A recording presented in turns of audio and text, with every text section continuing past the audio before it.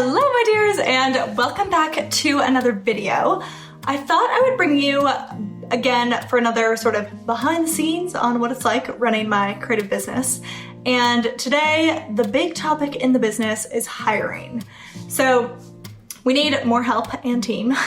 So we've been running a hiring round, and today I'm going to pick our fabulous new team member, even though I've actually never spoken to them once personally, but I will explain how that works a bit later. For a little bit of context, the role that we're hiring for right now is sort of a more like general virtual assistant role. We need help with content creation and also with customer service, and it could definitely form into other things in the future, and probably will, but for now, those are the main things that we need. And so it definitely falls under like general virtual assistant-y type stuff. So while I will show you how I'm managing the hiring process, I also want to start off with a little bit of like practical education on hiring. I've hired maybe 20 different people or so at this point in my business, and I've learned an unbelievable amount of valuable lessons in that time. And I want to share some of those main takeaways with you. And then later, I also have some really fun behind the scenes business stuff for you. I want to take you on a business ski trip to Zermatt, and also a little shopping in Zurich and some other bits. So yeah, stay all the way till the end for those other bits and pieces. Coming back to hiring the virtual assistant. Now, I don't know who needs to hear this, but it is indeed possible to hire a virtual assistant to take those million little tasks that are currently cluttering up your to-do list with busy work and replace it with work that you actually love and which really moves the needle in your business. I was honestly very skeptical as someone who is I feel like highly conscientious and very specific.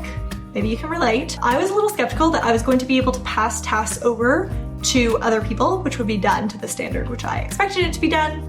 But it turns out I was wrong, and I'm thrilled about being wrong about that.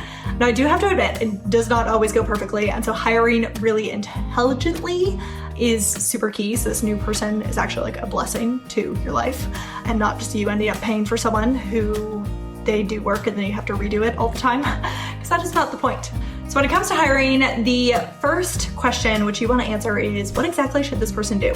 Now, let me just share a very commonly made mistake, and that's probably you're thinking, okay, well, I'm a copywriter or I'm a website designer and I'm at the limit on the number of clients which I can take on, and so I need to hire another copywriter or web designer. And now, while that might sound logical, it's actually a really terrible idea, I've learned. And so keep watching, and I'm going to explain why that's a big time blunder, which I have fully made, which will definitely cost you in a moment. The first step in the actual hiring process is to track your own time and tasks and figure out what are you spending your time on. Let me actually run into my office. We can go grab my laptop, and this will make a lot more sense in a second. Okay, time tracking. So I will show you, I will record this on my screen so you can see this. I have this document which I got in a course which I did, and it has a whole Google sheet for tracking your time basically. And I get so specific, like down to the doorbell rang because a delivery person came, or my husband came in and asked me a question about, I don't know, something, or a team member messaged me, or I got a phone call, like that specific on what I'm spending my time on. It's not just like general, like here's a 4-hour block where I wrote video scripts or something. It is like down to the minute, and there's a reason for that.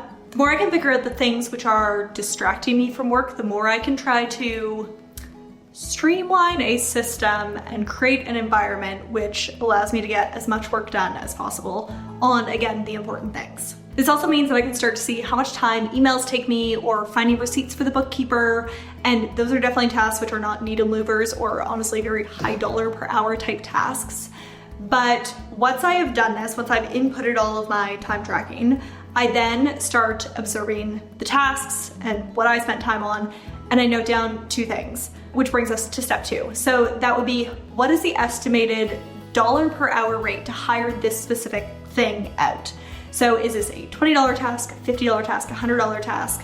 And then step 3 is to start identifying, what do I enjoy the most?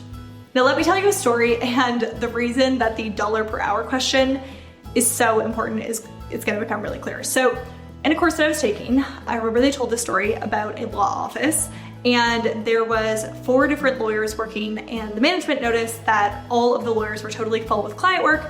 And so the manager of the law firm was thinking like, okay, we need to hire another lawyer. However, once the 4 lawyers tracked their time for a week, and the manager looked at it and realized that each of the lawyers was spending about like 10 hours a week on things like fixing the printer and sending mail and replying to emails. And so that's when the manager realized, instead of just hiring another lawyer, which would cost him maybe 100 grand a year, instead of doing that, what they could do is hire one assistant who could assist the 4 lawyers, sort of like a general office admin person, which would cost more like $30,000 or $40,000 a year.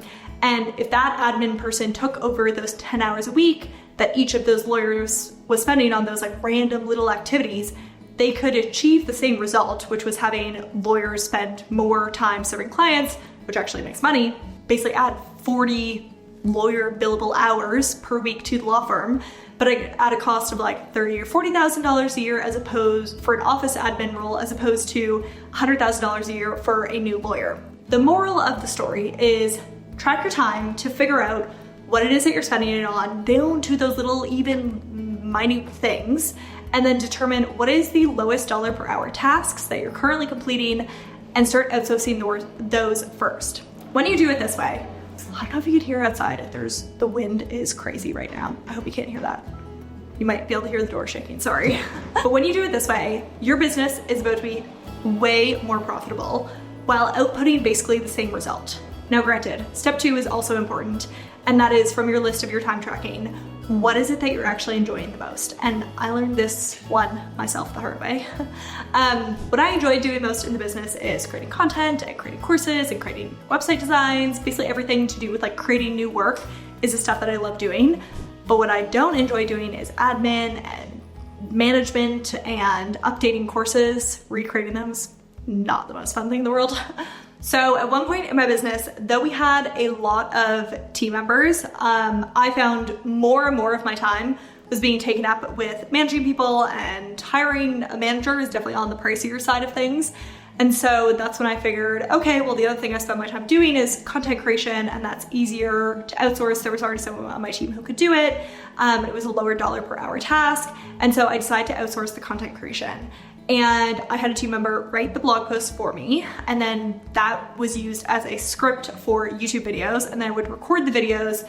So if you look back to the very beginning of this YouTube channel, all of those beginning videos were actually fully written and scripted by someone else, and I just took the scripts, put them into my teleprompter, and I just like sat down and recorded them. So it's kind of like the show pony, but really like the content wasn't necessarily thought up by myself, let's say. I didn't love that for a few reasons. 1, I like to create my own content. 2, yeah, it was technically my YouTube channel, but it was basically ran by someone else. And so they thought of the ideas, they wrote the actual scripts, I just recorded the videos, but otherwise, and then they took it over after that still, and then edited the video, prepared the blog post, and sent the email and shared it and everything. So while this did technically work, the problem was that I found myself constantly managing projects and team, and that was not what I enjoyed doing. And so I would show up to my workday and I would just look at my list of tasks on Asana, and I would just feel so drained, and I would just start dreading the workday, and I wasn't enjoying showing up to my business anymore. And I was honestly starting to question, why am I running this business if I don't actually like working at it? So what I'm saying is, while dollar per hour should be a factor here, it shouldn't be the only factor, because making sure that you as the entrepreneur enjoy your actual work is super key to you running this business for the long run. Step 1 is to track your time. Step 2 is to observe what is the dollar per hour rate, let's say, on these tasks which I'm doing. And then 3rd is to observe which of all these tasks which I'm doing am I enjoying the most or the least. And then step 4 is to put together a list of roles and responsibilities and to-dos and tasks, basically based off of that list of the things from your time tracking that you want to hand over to a new team member. And then step 5 is to actually find someone. So let's talk about how to do that.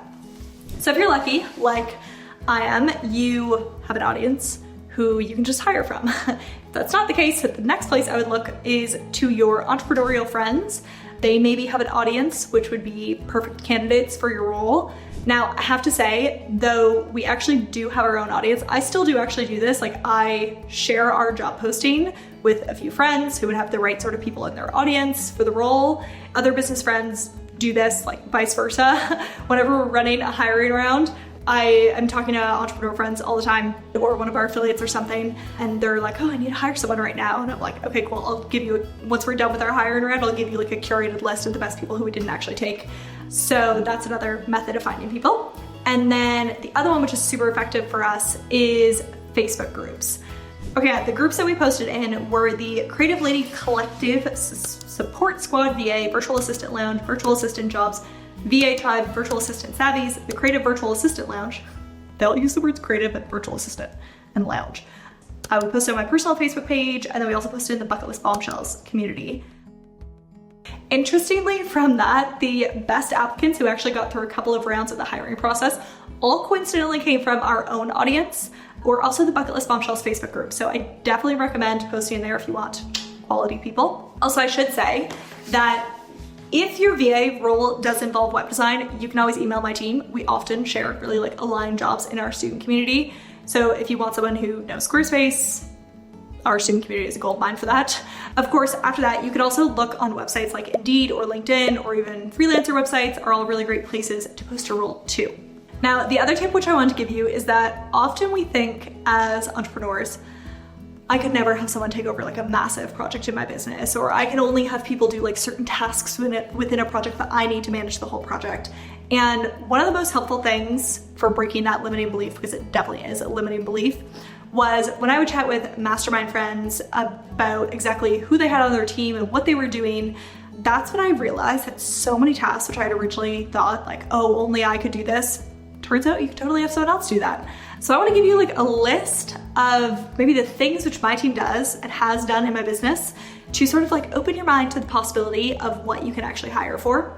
So the things which my team does is the first thing I ever hired for way back in the day was customer service. Now, even at the very beginning stages of my business, I actually thought that this wasn't even possible to hire out for, which shows you how like limited I was in my thinking.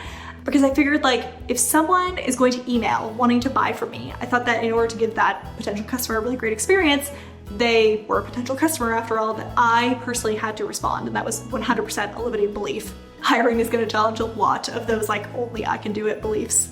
But yeah, it turns out I'm not actually that great at customer service and other people are much better at it. And if I had any interest in creating regular content or new courses or anything else in the business, there was no way that I could manage the inbox and do those other things. And I figured my audience would probably be a lot better served by more content versus like me individually emailing people personally. It's also a very good thing because I'm no longer in the inbox, because 99.9% of our customers are absolutely lovely darlings, but that like 0.01% who claim their payments are fraud when we both know that it definitely wasn't, just really drives me up a wall.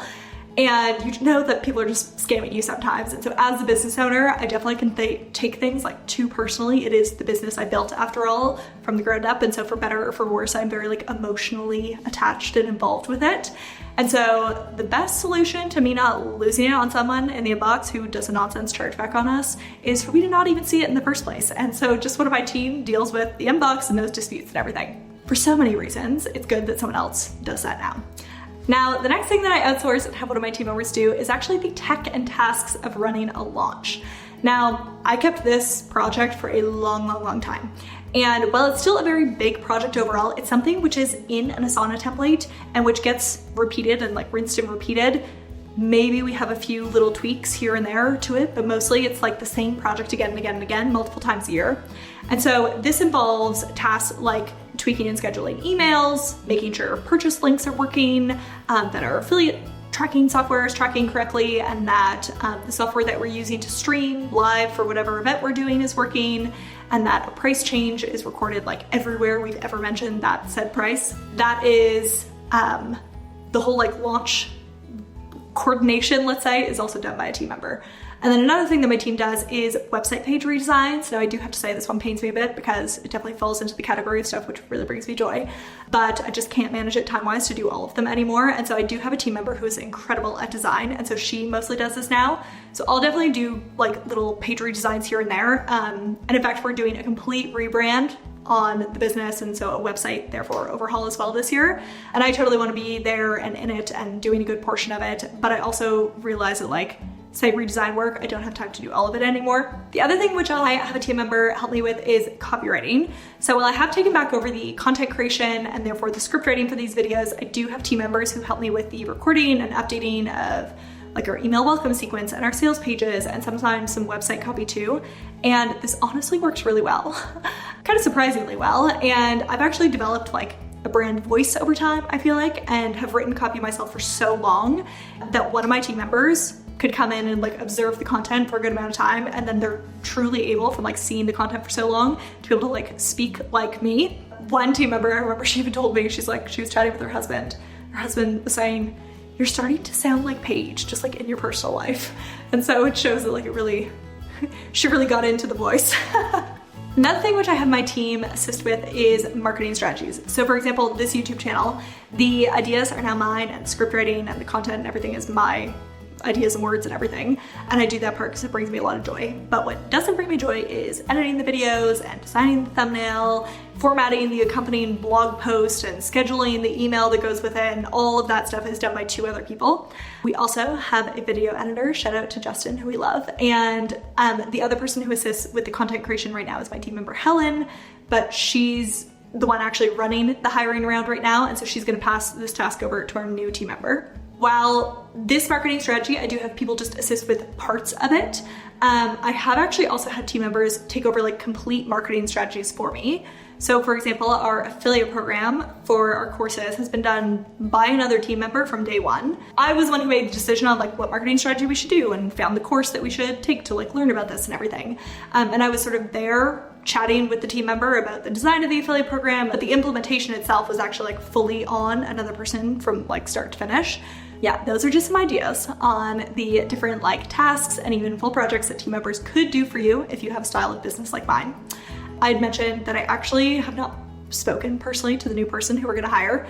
So I'll just tell you how we've managed this so far. So one of my team members has managed the hiring around from start to finish. They put together the job posting, they shared it to our email list, they found a bunch of different Facebook groups and chatted with some of my business friends to basically like share this posting to other places.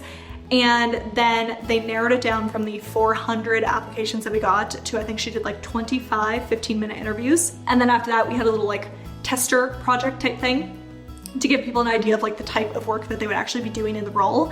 But yeah, and I think she did, I'm not sure exactly, maybe like 8 full-length interviews, and then she recorded all of those.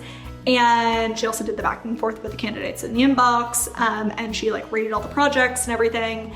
And then she just handed me the final list of 3 of her top picks with some notes and the links to the recording for the longer interviews. So my job is now to watch those 3 interviews and then decide exactly who it is that we're hiring. Of course, once we do actually hire the team member, I really like to get to know the team members and chat with them and, you know, have a relationship with them and everything. But up until this point, I haven't actually been speaking to any of the candidates myself. And a really fun thing that we'd like to do when we do bring on new team members is we like to host some sort of like team social, because my team's all over the world, though a lot of Europe based, which is interesting. That was not intentional, it just happened. We do like an online social because the fact that we have people everywhere means we can't do stuff in person. So what we found, which is really fun, I don't really like just like getting on a, I don't know, Zoom call and being like chatting like that and get to know you or something like that might be awkward. So what we found is on Airbnb Experiences, they have these like cooking classes, which you can do virtually. So you like, there's someone, we've done so many over time. But anyway, so basically you do like a virtual cooking class together. And so that's a nice way to like casually get to know someone and like do an activity together at the same time. So you're not just like sitting there being like, and tell me about yourself. So yeah, let's watch these interviews on 2x speed. I don't know about you, but I find people are always telling me to slow down in how fast I speak. I don't know if anyone else, like when they watch things at normal speed, me personally, if I watch things at normal speed, it feels like an absolute snail's pace and it's like so painful. So this is actually really good. If I don't make it to calls or anything, I'm like, sweet, I can just watch it later. So much faster. If you're wondering why my shutters are closed when it's clearly light outside, it's because I'm filming videos today and you need to block out as much as possible the natural light so that because if like a cloud goes in front of the sun, then it totally changes the lighting in the room. So I just use these like artificial lights in order to light videos. But anyways, it's a little behind the scenes for you. Yeah, let's get watching.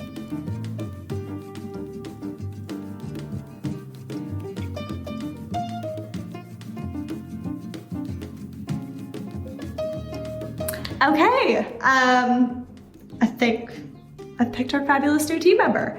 The reason I love them, was one, seemed like a genuinely lovely human, and that's always good if you would want to spend time with the person. And then two, they have a lot of YouTube experience and they seem pretty strategic on research and figuring out like what does well on the platform, which would also be super handy. So I'm just going to message our team member Helen, who's managing the hiring around, and I'm curious to see who her pick was and if ours aligns. And anyways, we're gonna chat that through.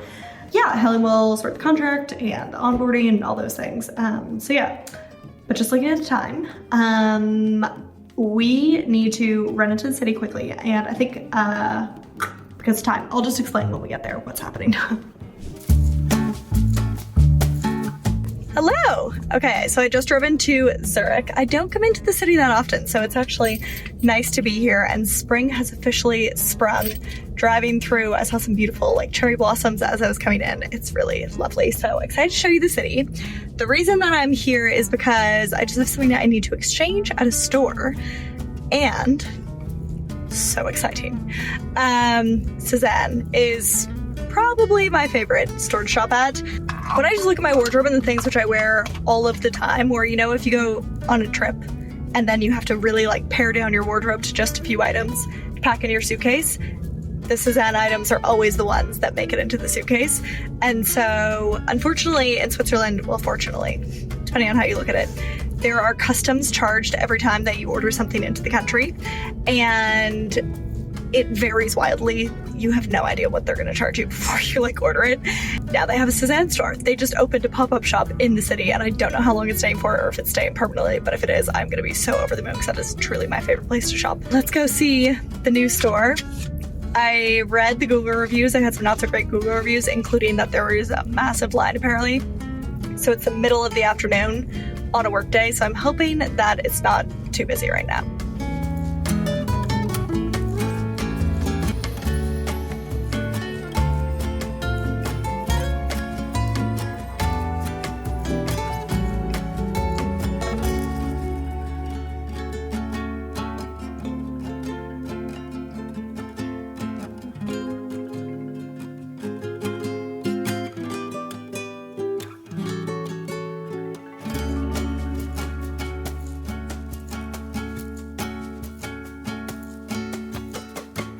It was a big success on the Sèzane front.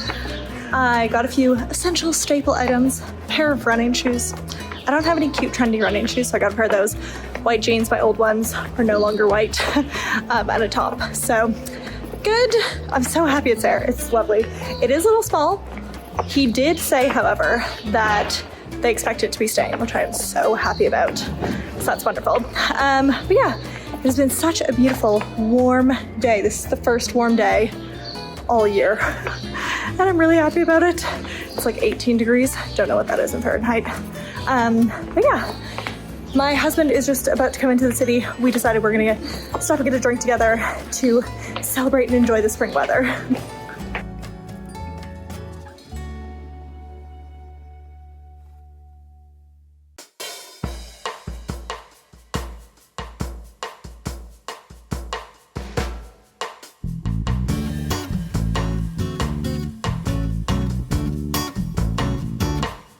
I do have to say on the shoes, I would definitely go up one size. I'm normally a 39 or a 40 in European sizes, and I actually got a 41 in these shoes, so they definitely run small. For this dress, I paired it with an old Sèzane belt and a pair of brown boots.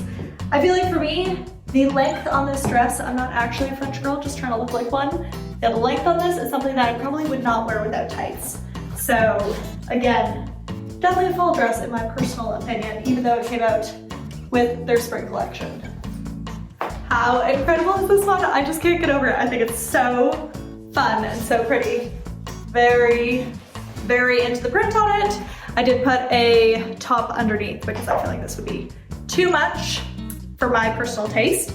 But yeah, I think this is so much fun. I need to do a photo shoot for my business, and I was not gonna wear blue, but I mean, this dress is just so amazing that I think this might make it in for a dress to wear for the photo shoot because it's just incredible. I got an essential for this office. This little mirror. Can you see yourself? There. There have been more than a few occasions where I have filmed an entire video and then I notice some hair is like doing something highly annoying, so I figured just getting a little mirror which I can stick on my desk would be a useful thing to have so that doesn't keep happening to me. So right now, I think we're okay. At some point I would like to again fully properly put together this office and maybe have a mirror which is part of the decor, which can also be used for that purpose, but until we get to that point, this is just going to need to do. That is not top priority of the business right now, so that's gonna happen when it happens. I also got such a cute, I also need a garbage can. I got this guy, it's actually not a garbage can, but all the garbage cans are like plastic, awful looking, whatever, so I actually got this in a garden center. And now it's my office garbage can, so those were the other big exciting purchases on my trip. Now, the other thing which I promised you in the last vlog was bringing you along for the ski trip, which I did with our affiliate, Erica from Big Cat Creative. Little context on this, if you have no idea what I'm talking about. So our top prize for our affiliates who help us sell most courses is a dream vacation. And the trip destination has changed every time. In the past, Shay from the Bucket List Bombshells won, and she came with me to London. We went to Harry Potter studio tours and some really incredible restaurants in the city, including a very English afternoon tea. And then the next trip after that was to Mallorca in Spain, and Erica won that one too, actually. And this time it was an alpine adventure in Switzerland. And so once we know which affiliate has actually won, we tailor the trip to them. And so since I knew Erica has spent a few seasons in Whistler, while she was actually building her business at the very beginning, I decided we definitely needed to make the alpine adventure a ski trip. And so I filmed a good few clips of that last week. So I'm going to pop those in here and then we'll come back to chatting. Good morning. It is day 3 of our ski trip. We are in Zermatt in Switzerland. I picked up Erica and her partner Neil a few days ago. They won both of their bags, actually. It did not make it until very recently. So we had to get them some rental equipment, but now they have everything. We are doing a bit of a mission today. They're in Zermatt. You can ski over to Italy, to, I believe it's Sardegna, is the Italian side of the mountain. So we're headed over there today. The weather the past couple days and today has been incredible. Like, we couldn't ask for better weather. It's been purely sunny. Hill conditions have been great. Could have been a bit more powder, but overall very good. And yeah, so it's apparently a bit of a hike to get over to Italy and back again. We had a lunch reservation on the hill the other day and we looked at the map and we're like, okay, yeah, it's not gonna take us like that long to get there. Booking it for like an hour and a half, absolutely ripping it across the hill, and even still we were late for the reservation. Thankfully there was still space, so it was fine. But yeah, this mountain is so much, I mean, you can just really underestimate how big it is. And we have heard that if you do not make it back over to the Swiss side before like the gondolas finish up at about like 4 p.m. and you get stuck in Italy, it's a 3.5 hour train or drive. You have to go, I don't know, around some mountain. So anyways, we definitely need to make it back to the Swiss side today before the end of the day. So there's thankfully a lot of gondolas. We've kind of plotted the route and everything and figured out how to get there and back just within the day. So yeah, let's go skiing.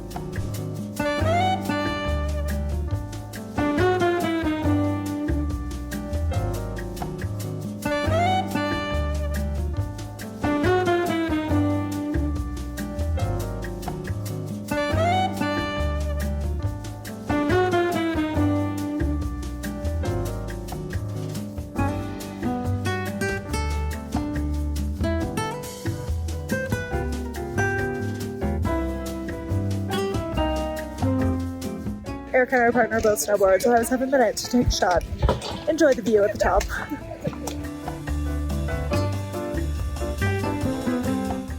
We've made it to the very top. This is the highest ski area in Europe, I believe. That is something like 3,900 meters over there.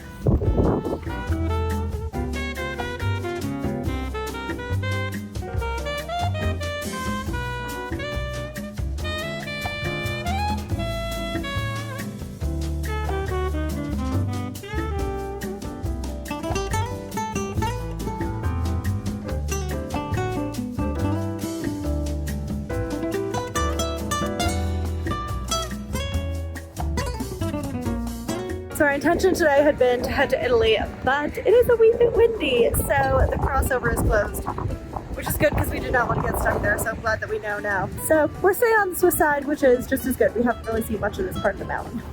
Let's go do some moguls.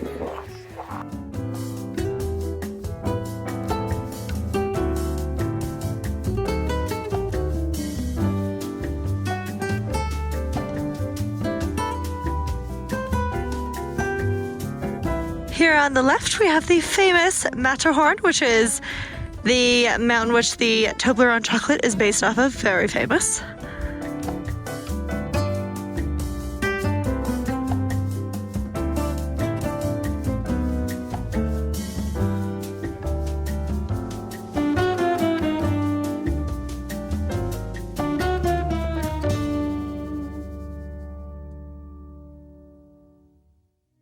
Really fun, eh? Okay, so I will say, if you have people in your audience who would be a perfect fit to learn how to become a website designer, we have a lot of people who teach sort of like accompanying skills who become our affiliates. So if you teach copywriting or brand design or virtual assistants or CSS or something of that sort, or if you're just a past student who loves the courses or just for whatever reason think, my people would love Paige's courses, do send us an email, hello@paigebretton.com, to let us know. We're always looking to add to our family of really fabulous affiliates to help us get the word out about our courses.